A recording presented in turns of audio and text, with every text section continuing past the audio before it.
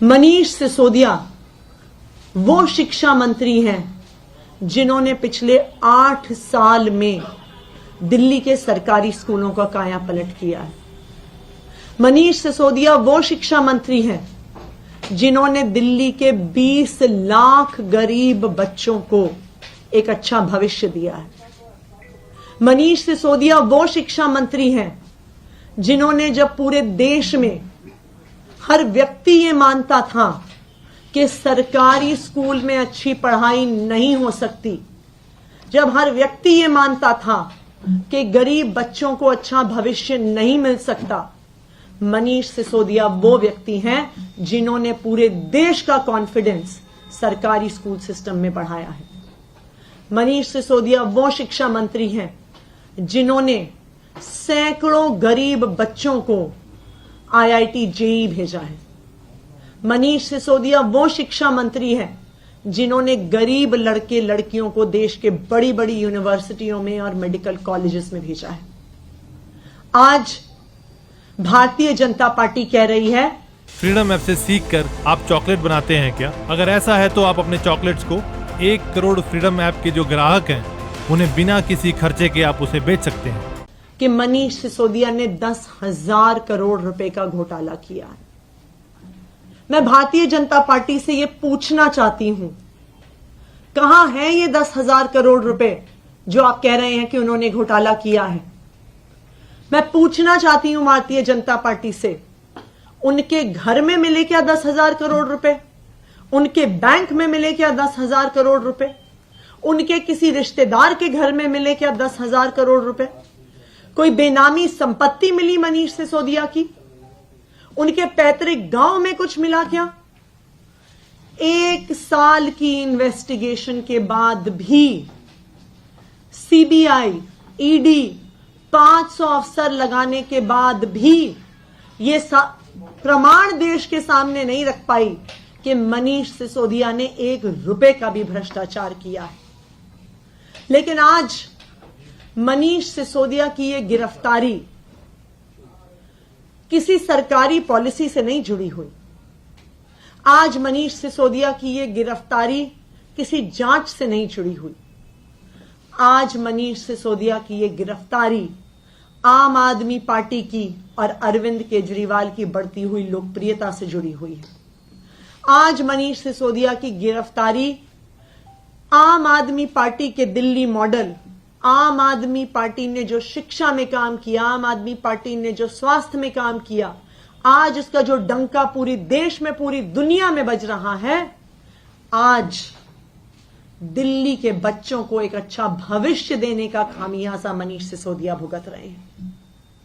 आज भारतीय जनता पार्टी को आम आदमी पार्टी से, अरविंद केजरीवाल से, मनीष सिसोदिया से डर लगता है। और यही कारण है कि भारतीय जनता पार्टी अपनी एजेंसीज को, सीबीआई को, ईडी को इस्तेमाल कर रही है, कोशिश करने के लिए भी कि किसी तरह से आम आदमी पार्टी को खत्म कर दिया जाए। लेकिन मैं भारतीय जनता पार्टी को यह कहना चाहूंगी कि आप आम आदमी पार्टी पे कितने भी केस कर लीजिए, आम आदमी पार्टी के कितने भी नेताओं को गिरफ्तार कर लीजिए, हम आपके झूठे केसेस से डरने वाले नहीं हैं। हम जेल से डरने वाले नहीं हैं।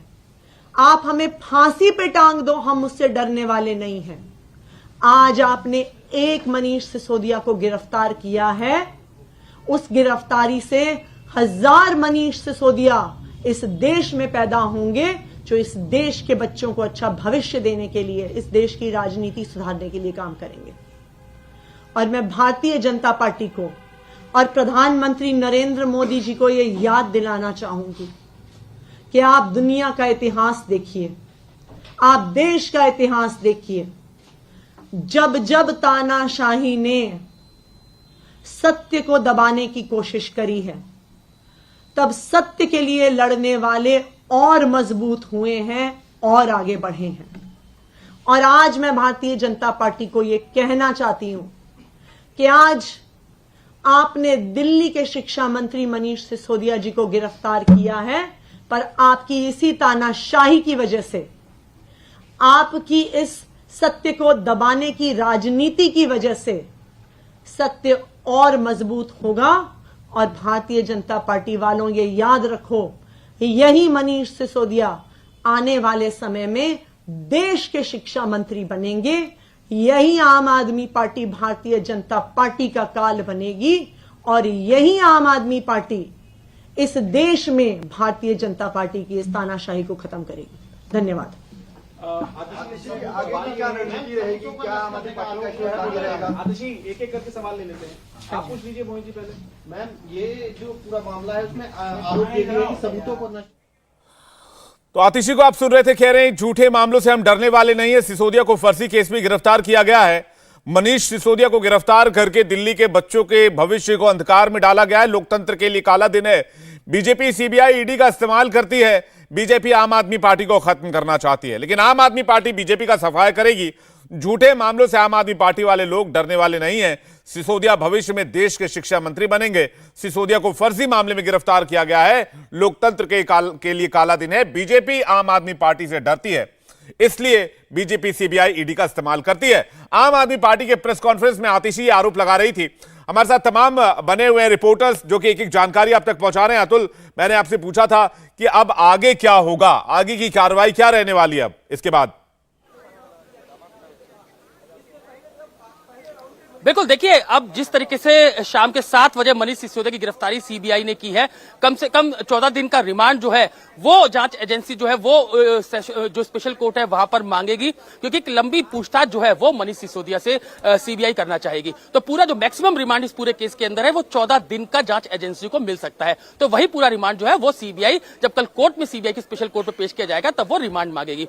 रिमांड के दौरान जो जितने भी एविडेंस है, जो 10 गिरफ्तारियां इस मामले में पहले हो चुकी है, उसके आधार पर आगे की पूछताछ जो है वो मनीष सिसोदिया से होगी।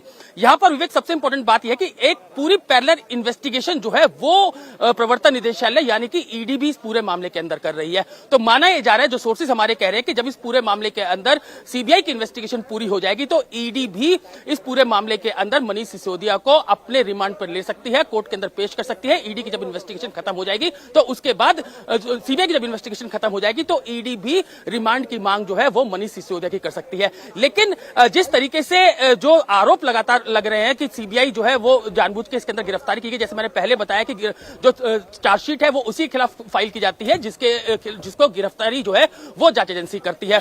रही बात, जो सवाल सीबीआई के अधिकारियों ने मनीष सिसोदिया से किए कि आखिर उन्होंने 7 से ज्यादा फोन अपने नष्ट क्यों किए, जब ये आबकारी नीति बन रही थी, सिम कार्ड क्यों बदले गए।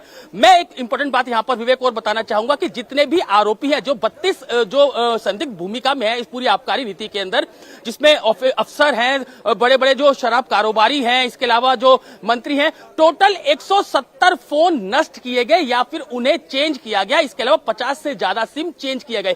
इसका मतलब क्या था, ऐसा क्यों किया गया? ये इसलिए किया गया कि जब पूरी इस केस की इन्वेस्टिगेशन शुरू होगी तो उसकी वो फोन जो कोई भी जांच एजेंसी उनको रिट्रीव कर सकती है, उसका डाटा ले सकती है, तो उन फोन को खत्म क्यों ना कर दिया जाए। ऐसे 170 फोन इस आबकारी नीति बनने के दौरान नष्ट किए गए, उसके बाद नष्ट किए गए। तो वो एविडेंस भी जो है वो मनीष सिसोदिया को दिखाया गया, क्योंकि मनीष सिसोदिया के खुद 7 फोन ऐसे थे जो उन्होंने नष्ट कर दिए थे। उन मोबाइल फोन को न सिर्फ चेंज किया गया बल्कि उनको खत्म कर दिया, उनको नष्ट ही कर दिया, यानी कि उनको तोड़ के फेंक दिया गया। तो ये सभी सवाल थे जिसके जवाब मनीष सिसोदिया को देने थे कि जब आप डिप्टी सीएम है तो आपको ऐसी नौबत क्यों आ गई कि आपको अपने फोन ही नष्ट करने पड़े।